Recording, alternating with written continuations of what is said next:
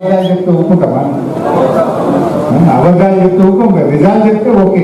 నువ్వు అబద్ధాలు చెప్తే ప్రతిపక్షంగా బరాబర్ తిప్పి కొట్టం. ఉన్నదేందో కుండ బద్దలు కొట్టి పుల్లలు పుల్లలు చెప్పచ్చు. నేనేదో రాత్రి అడ్డం పొడుగు అడ్డమని అన్ని మాట్లాడితే కుండలు ఉన్నట్టు పుల్లలు పుల్లలు చేసి కుండ బద్దలు కొట్టి వచ్చిన. అందుకే జనం వేయలేదు. ఏంది అసలు రెండు ముచ్చట్లు మాట్లాడుకోవాలి మనం. ఈ ఎస్ఐఆర్ ఏంది, సభ్యత్వం ఏంది, మన భవిష్యత్తు ఏంది, మూడే ముచ్చట్లు కదా. ఫస్ట్ ఎస్ఐఆర్ మాట్లాడుకుందాం. ఇంటెన్సివ్ రివిజన్ ఆఫ్ ఓటర్స్ 2002వ సంవత్సరంలో ఈ ఎస్ఐఆర్ అనేది గతంలో జరిగింది. మళ్ళీ ఇప్పుడు 24 సంవత్సరాల తర్వాత ఈ ఎస్ఐఆర్ అనేది తిరిగి జరుగుతూ ఉంది. ఇది కొత్తది కాదు. గతంలో 2002లో అయింది, ఇప్పుడు మళ్ళీ జరుగుతూ ఉంది. కానీ నేను మొన్ననే జోగిపేట ఆందోళన మున్సిపాలిటీలో ఓటేసిన, మళ్ళీ దరఖాస్తు ఇప్పుడు ఏంది ఆగిపోతున్నా ఓటు మొత్తం నేను 3 నెలల కింద చేసిన కదా జోగిపేట మున్సిపాలిటీ ఎలక్షన్ల ఏ కాయాలు నేను నింపాలని ఓడాడు. మొన్న నేను ఎమ్మెల్యే చేసిన, ఎంపీ ఎన్నికల్లో ఓటేసిన, నా ఓటు ఏడిపోతుంది, నేను ఎప్పుడు ఏదేవాటి ఈ మళ్ళా కొత్తగా నింపుడేంది అని కొందరు అనవచ్చు. నువ్వు మొన్న ఓటు మున్సిపాలిటీలో ఓటేసిన, ఎంపీ ఎమ్మెల్యే ఎన్నికల్లో ఓటేసిన, ఇప్పుడు నీ ఇంటికి వచ్చిన ఎన్యూమరేషన్ ఫామ్ దరఖాస్తును మీరు నింపకపోతే మీ ఓటు తీసివేయబడుతుంది. దరఖాస్తు నింపాల్సిందే, 2 ఫోటోలు ఇవ్వాల్సిందే. అప్పుడే నీ ఓటు ఉంటుంది, లేకపోతే నీ ఓటు. ఆ ఫోటో ఎటువంటి ఇవ్వాలట, కలర్ ఫోటో ఇవ్వాలట, 2 చెవులు గడవేటట్టుండాలట. అది ఉంటేనే ఆ ఫోటో తీసుకుంటారట, నీ ఓటు ఇస్తారట. ఇదో కొత్త పంచాయతీ పెట్టారు. ఒకటేమో ఢిల్లీలో ఉండే బీజేపీ, ఇంకోటి ఈ ఓటుకు నోటు దొంగ ఉన్నాడు కదా,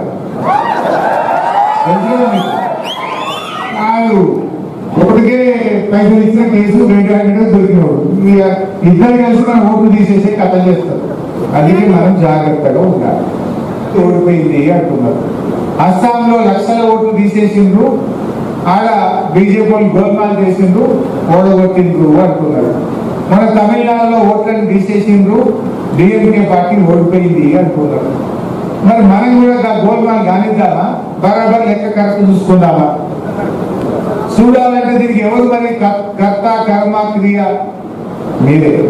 మా బూత్ లెవెల్ ఏజెంట్లే ఇందులో చాలా చాలా కీలకం. లేదు రేవంత్ రెడ్డి ప్రాధాన్యపడుతున్నాడు వాళ్ళ కాంగ్రెస్ పార్టీ ఎమ్మెల్యేలను, కాంగ్రెస్ పార్టీ ఎమ్మెల్సీలను, కాంగ్రెస్ పార్టీ నాయకులను. మీరు ఎవరైనా చూసుకోలేదో టీవీలో, కానీ నేను చూసింటే ఇప్పుడు గదానికే సమాధానం చెప్పినాను. ఏమని బతిలాడుతున్నాడు?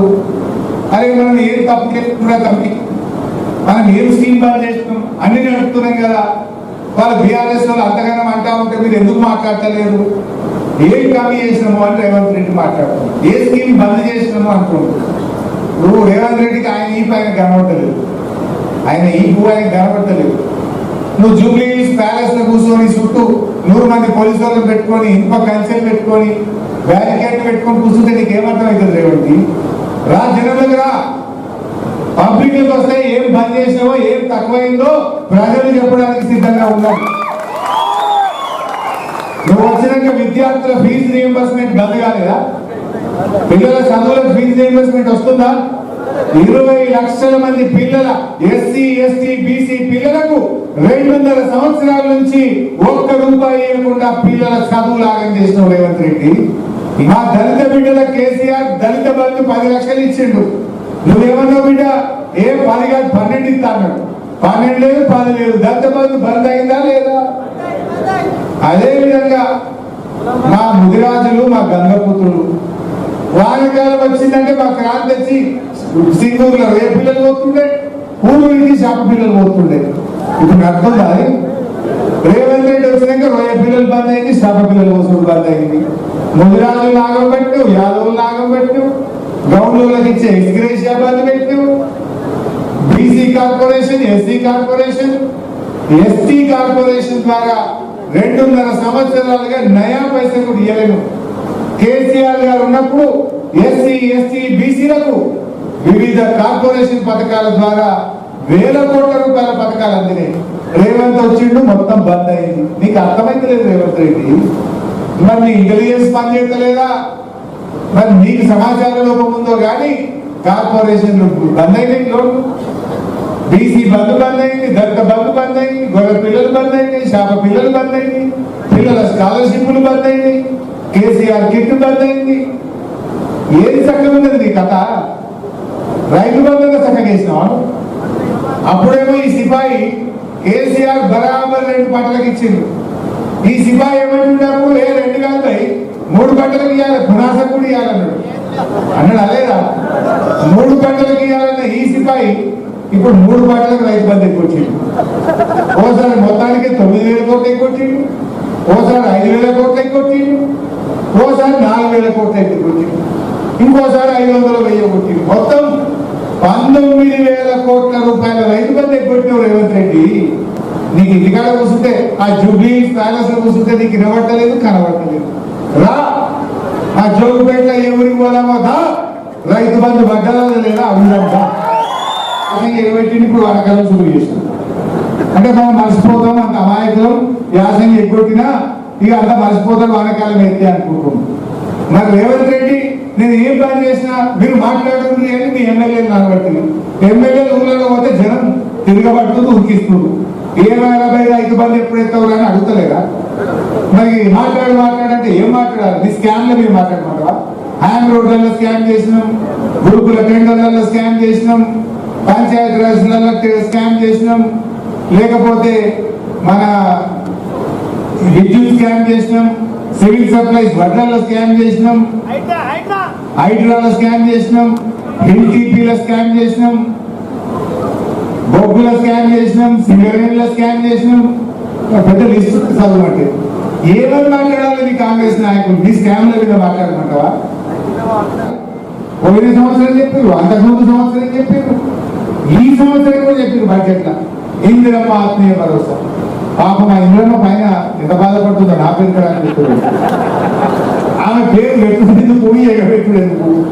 లేకపోతే రేవంత్ రెడ్డి ఆత్మీయ భరోసా పెట్టరాదు, ఎగబెట్టినా నేను ఎవడేవాడు నీకేం పడకపోయాడు. దేవుడి మీద పెట్టి మోసం చేసినవి ఇంకా ఇంద్రమ్మ పేరు ఖరాబ్ చేస్తున్నావు. నీ పేరు పెట్టుకో రేవంత్ రెడ్డి ఆత్మీయ భరోసా అంటే మీరు ఎట్లా ఎగ్గొట్టేదాకనే ఎగ్గొట్టింది అనుకుంటారు.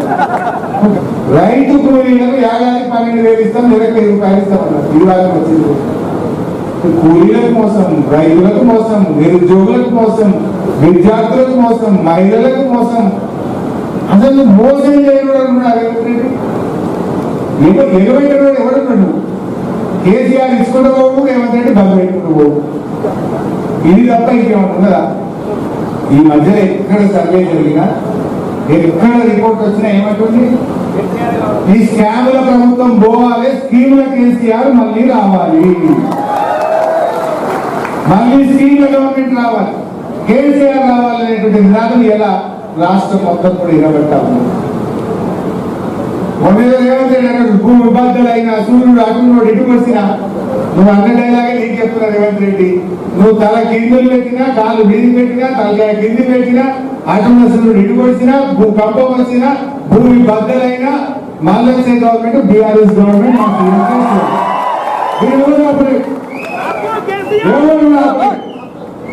పక్క అయిపోయింది. ఎదురు చూస్తున్నారు ఇప్పుడు, ఇక ఎదురు చూస్తున్నారు. ఎందుకంటే అంత అర్థమైంది, పాలేదో నీళ్ళేదో తేలిపోయింది, పుల్ల అయితే కేసులు పెట్టి రాసి పెట్టి మళ్ళీ వచ్చినాక వాళ్ళే 4 పెట్టి గట్టిగా బొక్కలు కూడా. ఇక మొదటిదాకా మనం అప్పటిదాకా మనం ఎంతసేపు మిషన్ భగీరథ మంచి నీళ్ళు ఇవ్వాలి, సింగూరు కింద కాలువలు అవ్వాలి, లేకపోతే మన బసవేశ్వర కట్టాలి, సంగమేశ్వర కట్టాలి, కొత్త మండలాలు చేయాలి, మన రాజీవ్ ఆఫీస్ పెట్టాలి, జోగిపేట చెరువు కట్ట మంచిగా చేయాలి. ఈ విధాలు అనుకుంటున్నాం. ఈ తప్ప ఈ పని చేద్దాం, జర ఎక్కువ చాలా హుషారు నగరాలు చేసిన సంగతి కూడా చూద్దాం. ఈ తప్ప 2 పనులు చూద్దాం. మనం ఇచ్చే సవాలే లేదు. బరాబర్ గట్టిగా చూసాం ఈసారి ఎవరిని ఇచ్చేది. రేవంత్ రెడ్డి అంటుంటే ఏం పని చేసినాం అన్నట్టే కదా. నువ్వు నా బసవేశ్వరం ఎందుకు పని చేసినావు? నా సంగమేశ్వర ప్రాజెక్ట్ ఎందుకు పని చేసినావు రేవంత్ రెడ్డి? బసవేశ్వర సంగమేశ్వర అయితే నా అందోళన జోగిపేటకు 1,50,000 ఎకరాల నీళ్ళు వస్తుంది. ఇప్పుడు ఒకటే సింగూరు కింద 2 మండలాలు పుల్కల్, అందులో 2 మండలాలకు మాత్రం 40,000 ఆడుతున్నాయి. రేపు ప్రెసిడెంట్ సంగమేశ్వర్ అయితే మిగతా 6 మండలాల్లో 1,50,000 ఎకరాల కాలువల కింద కాలుష్యం నీళ్ళు వస్తాయి. ఇవాళ దాన్ని బంద్ పెట్టింది రేవంత్ రెడ్డి. మరి నీకు ఎందుకు వేయాలి ఓట్లు? ఆనాడు కేసీఆర్ వచ్చి నారాయణ ఖేడ్లో కొబ్బరికాయ కొట్టిండు, పనులు ప్రారంభం చేసి స్టార్ట్ అయినాయి పనులు. కాంగ్రెస్ వచ్చింది, అట్టెక్కింది. కొట్లాడడం తప్పకుండా జరిగి వాహనాలు తగ్గకనే పాదయాత్ర పెట్టుకున్నామా? ఎంతమంది నడవలించిన అటే ఉంటారు. మరి వారం 10 రోజులు ఉదయాలు వచ్చి సాయంత్రం కూడా ఉండదు. బట్టలు తెచ్చుకోవాలి. తయారా? నడుద్దామా? రైట్, మీరందరూ తయారైతే నేను తయారు. సంగమేశ్వర బసవేశ్వర ప్రాజెక్టు సాధన కోసం మనం నారాయణ ఖేడ్ టు అందోల్ సంగారెడ్డి మీదుగా జహీరాబాద్ వరకు పాదయాత్ర చేస్తున్నాం. ఈ మధ్య ఒక రైతు డిస్కౌంట్ పెట్టుకుందనే విన్నారా ఎక్కడన్నా? కరెంట్ లో రైతు డిస్కౌంట్ అనేది కొత్త డిస్కౌంట్ పెట్టుకున్నట్టు విన్నారా? ఇప్పటిదాకా మన రాష్ట్రంలో 2 డిస్కౌంట్లు ఉన్నాయి. ఉత్తర తెలంగాణ NPDCL, మనం మెదక్ జిల్లా వాళ్ళ SPDCL southern power distribution company limited SPDCL కింద మనం ఉన్నాం. మనకి ఇంకా మీటర్ కావాలన్నా దరఖాస్తు ఏఈకి ఇచ్చినాం, బాయికాడ కావాలన్నా ఏఈకి ఇచ్చినాం, పౌల్ట్రీ ఫామ్ పెట్టుకుంటే ఏఈకి ఇచ్చినాం. ఇప్పుడు కొత్త కథ పెట్టింది రేవంత్ రెడ్డి, రైతు డిస్కౌంట్ పెడుతుందా అన్నాడు. ఏంటి రైతు డిస్కౌంట్ ఎందుకు పెడుతుంది? అప్పులు లేదు. ఇప్పుడు ఆ పాత SPDCL మీద NPDCL మీద ఉన్న అప్పులన్నీ రైతు డిస్కౌంట్ మీద వేసి ఈ రైతు అంటే బిల్లు కట్టడు కదా, బాయికాడ ఫ్రీ కదా. అంటే 24 గంటల కరెంటు కేసీఆర్ ఇస్తే రేపు రైతు డిస్కౌంట్ స్టార్ట్ అయితే రైతులకు 7-8 గంటల కంటే ఎక్కువ కరెంట్ రాదు. అంటే 24 గంటల కరెంటు గోవిందా గోవిందా పోయినట్టేనా? దాని కథ పడుతుంది. ఇప్పుడు మళ్ళీ అంటాడు, అరే మీరు మాట్లాడుగా ఇప్పుడు కాంగ్రెస్ వాళ్ళు బదలాడుకుంటు ఎవరు మాట్లాడారు? కరెంట్ ఎగదగినాం అని మాట్లాడాలా? రైతు బంధు ఎగ్గొట్టినాం అని మాట్లాడాలా? ఏం అధికారులు ఎవరు కూర్చొని అప్పుడు కూర్చుంటుంది. ఏం చేయాలి? ఏది చక్కగా ఉన్నది నీ సంసారం? ఒకటనే చక్కగా చేసావా? ఇంకా 6 గ్యారెంటీలు విడిచిపెట్టి ఉండే ఆగం పెట్టినావు, 24 గంటల కరెంట్ ఆగం పెట్టినావు, యూరియా ఆగం పెట్టినావు, రైతు బంధు ఆగం పెట్టినావు, రైతు బీమా ఆగం పెట్టినావు, ఉండే కూడా కొడుతున్నావు కదా. కేసీఆర్ కిట్ కూడా పెట్టినావు, పిల్లల ఫీజు రియంబర్స్మెంట్ కూడా కొట్టినావు, చేపల బంద్ అయింది, గొర్రెల బంద్ అయింది, బీసీ బంద్ బంద్ అయింది, దంత బంద్ బంద్ అయింది, కళ్యాణ లక్ష్మి వస్తుంది కానీ పిల్లలు తినకత్తుంది, సంకల పిల్లలు తినకత్తుంది. అది పెళ్లికి వస్తుంది 21 దినానికి వస్తుంది, పెళ్లికి తింటలేదు కానీ 21 దినం దాకా వస్తుంది. అసలు నేను ఇప్పుడు కొత్త ఇచ్చి మాట్లాడతాను, ఉండే ఊడగొట్టి మాట్లాడుతున్నాను. కేసీఆర్ సార్ ఇచ్చినా ఈయన ఊడగొట్టి చెప్తే ఇంతకు తెలిస్తే లేదు. ఇంకా కొత్త ఎక్కడ దాన్ని ఇచ్చేది అంతకునే బోగస్. ఏది చక్కగా లేదు. ఢిల్లీకి బ్యాగులు మోసదు తప్ప ఏది శాఖ కూడా చక్కగా లేదు. సో కేసీఆర్ ఉన్నాక ఎప్పుడన్నా రైతుకి ఇబ్బంది అయిందా?